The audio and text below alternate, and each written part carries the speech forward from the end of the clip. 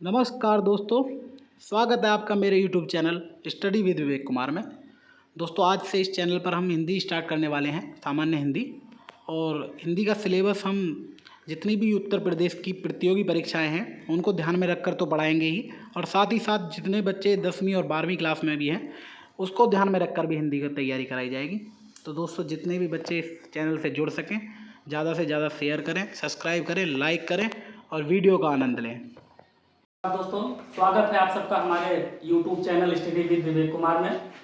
दोस्तों आज हम सामान्य हिंदी का पाठ्यक्रम लेकर आए हैं जो कि उत्तर प्रदेश में होने वाली समस्त प्रतियोगी परीक्षाओं के दृष्टिकोण से अति महत्वपूर्ण है, और उसमें भी विशेष रूप से यूपी पुलिस कांस्टेबल की भर्तियों के लिए अत्यंत महत्वपूर्ण है। मित्रों सबसे पहले हम देखते हैं कि सामान्य हिंदी जो कि हम लगभग उसे हम हल्के में ले लेते हैं, जो कि बहुत बड़ी गलती हमारी साबित होती है। मैं अखिलेश मिश्रा आपको इस बात का विश्वास दिलाता हूं कि अगर आपने थोड़े भी ध्यान से इसको पढ़ा तो निश्चित रूप से चयन आपका जो है वो सुनिश्चित हो जाएगा। उसके सबसे पहले हमें इस सिलेबस को, इस पाठ्यक्रम को इत्मीनान से देखना होगा। इसमें पहला हिंदी और अन्य भारतीय भाषाएं हैं, दूसरा है हिंदी व्याकरण का मौलिक ज्ञान, तीसरा वर्णमाला। इतने बड़े लंबे चौड़े सिलेबस को देखकर बहुत घबराने की आवश्यकता नहीं है दोस्तों। इसका एक एक भाग बड़े इत्मीनान से हम पढ़ेंगे, और यह मुझे विश्वास है कि आपको भी सहूलियत होगी पढ़ने में, समझने में। तीसरा वर्णमाला है, चौथा मुहावरे एवं लोकोक्ति है, पांचवा तद्भव एवं तत्सम है, छठा पर्यायवाची है, सातवां विलोम शब्द है, आठवां अनेकार्थक शब्द है, नवा समरूपी भिन्नार्थक शब्द अथवा समश्रुति भिन्नार्थक शब्द भी बोलते हैं इसे, 10वां वाक्यांशों के स्थान पर एक शब्द है, 11वां अशुद्ध वाक्यों को शुद्ध करना है, 12वां लिंग वाच्य अव्यय है, 13वां उपसर्ग एवं प्रत्यय है, 14वां समास संधि और रस है, 15वां छंद अलंकार है, 16वां अपठित बोध। अपठित बोध वह होता है कि अपठित गद्यांश टाइप का दिया जाता है, उसी से प्रश्नोत्तर जो दिए रहते हैं प्रश्न, उसी के उत्तर हमें उसमें से छांट करके लिखने होते हैं, जो कि बड़े आसानी से समझा जा सकता है। 17वां है काल क्रिया वचन एवं कारक, 18वां है सर्वनाम विशेषण, 19वां है प्रसिद्ध कवि, और 20वां है लेखक एवं उनकी प्रसिद्ध रचनाएं। इसके तो मित्रों इस पूरे पाठ्यक्रम में आपने देखा 20 भाग हैं। इन 20 भाग में मैंने गहराई से अध्ययन किया तो मुझे यह लगा कि इस भाग से कितने क्वेश्चन पुटअप होते हैं। इसमें कुछ हमने हमारे अध्ययन के अनुसार जो मिलते हैं, जैसे वर्णमाला हो गया,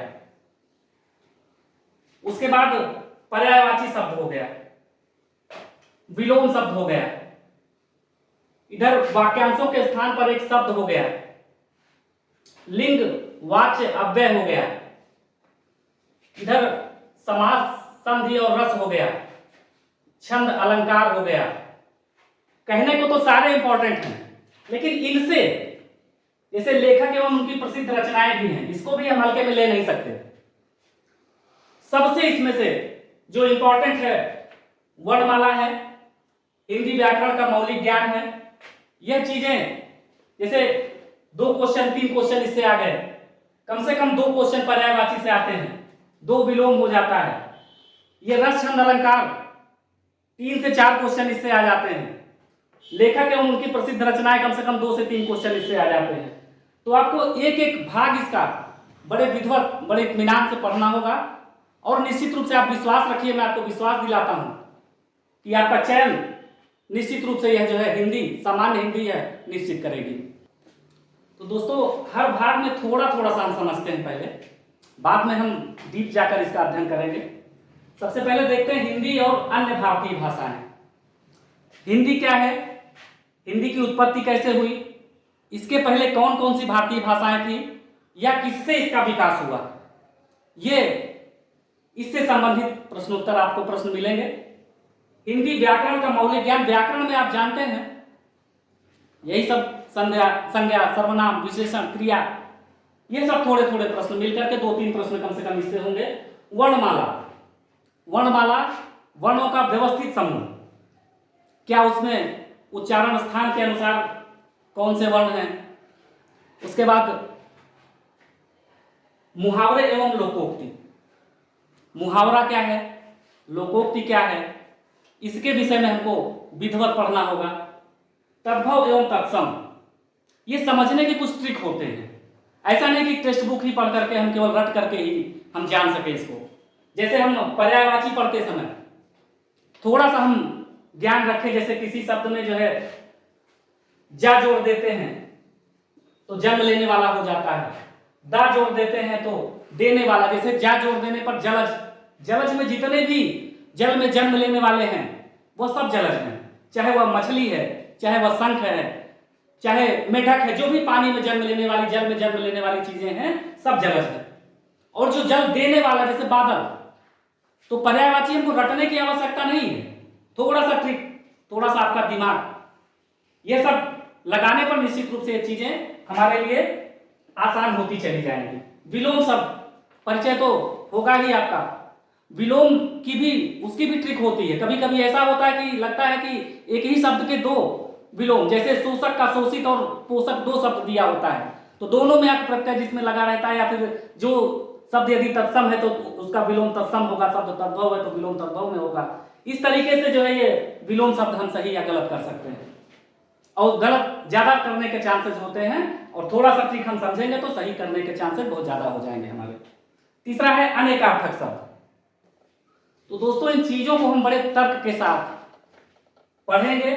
जैसे वाक्यांशों के स्थान पर एक शब्द है, पूरा वाक्यांश, जैसे जो कभी बूढ़ा ना हो, या जो कभी मरे ना, जो कभी मरे ना उसकी जगह पर लिख देते हैं अमर, जो कभी बूढ़ा ना हो उसकी जगह पर लिख देते हैं अजर। इस तरीके से वाक्यांशों के स्थान पर एक शब्द। बिल्कुल भी अभी आपको इतने लंबे चौड़े बड़े सिलेबस से घबराने की आवश्यकता नहीं है। यह निश्चित रूप से आप जानिए, मैं विश्वास दिलाकर कह रहा हूं आपको, बार बार विश्वास दिला रहा हूं, ये सारी चीजें आपको एक समय ऐसा आएगा कि बिल्कुल आसान हो जाएंगे। अशुद्ध वाक्यों को शुद्ध करना।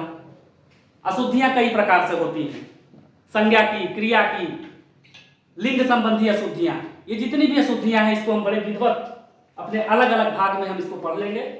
लिंगवाच्य अव्यय है, उपसर्ग प्रत्यय। देखिए सारे इसमें जितने भी भाग हैं सब इंपॉर्टेंट हैं। उपसर्ग और प्रत्यय परिभाषित रूप से इन व्याकरणों की परिभाषा हम पढ़ेंगे। जैसे उपसर्ग क्या होता है, वह शब्द या शब्दांश जो किसी शब्द के पहले जुड़ करके उसके अर्थ को परिवर्तित कर देता है वह उपसर्ग कहलाता है। उसी तरह से वह शब्द या शब्दांश जो किसी शब्द के बाद में जुड़ करके उसके अर्थ को परिवर्तित कर देता है वह प्रत्यय कहलाता है। अब कितने प्रत्यय होते हैं, कितने उपसर्ग होते हैं, ये अलग अलग भाग जब हम पढ़ेंगे तो और भी स्पष्ट होगा। समास, संधि, रस, छंद, अलंकार, अपठित बोध। अपठित बोध यह आपको अपठित ही मिलेगा, बिना पढ़ा हुआ। अपठित का मतलब बिना पढ़ा हुआ, और बिना पढ़ा हुआ जो मिलेगा उसमें से प्रश्न रहेंगे और आसानी से आप छांट करके उसमें से लिख सकते हैं। काल, क्रिया, वचन, कारक, सर्वनाम, विशेषण। प्रसिद्ध कवि, बहुत सारे प्रसिद्ध कवि, बड़े बड़े कवि हैं, जैसे मैथिली शरण गुप्त हो गए, अज्ञेय हो गए, या और भी बड़े बड़े कवि जो हैं, तुलसीदास हो गए, सूरदास हो गए, कबीरदास जी हो गए। इनसे संबंधित प्रश्न उत्तर या प्रश्न जो भी आते हैं परीक्षा के दृष्टिकोण से वह सब आपको इत्मीनान से बताए जाएंगे। लेखक एवं उनकी प्रसिद्ध रचनाएं। बहुत बड़े बड़े लेखक, आचार्य रामचंद्र शुक्ल, महावीर प्रसाद द्विवेदी इत्यादि, डॉक्टर जयशंकर प्रसाद, सूर्यकांत त्रिपाठी निराला, ये बड़े बड़े जितने भी लेखक हैं। बस है क्या कि बहुत बड़े सिलेबस से हमको घबराना नहीं है, हमको वही पढ़ना है जो हमारे लिए महत्वपूर्ण है। तो दोस्तों ये सामान्य हिंदी का पाठ्यक्रम था पूरा। यदि आपको अच्छा लगा हो तो वीडियो को लाइक और सब्सक्राइब कर दीजिएगा। मिलते हैं आपसे हम अगले वीडियो में हिंदी और अन्य भारतीय भाषाओं को लेकर। इसका एक एक भाग हम अलग अलग लेकर के अलग अलग वीडियो में मिलते हैं। बहुत बहुत धन्यवाद।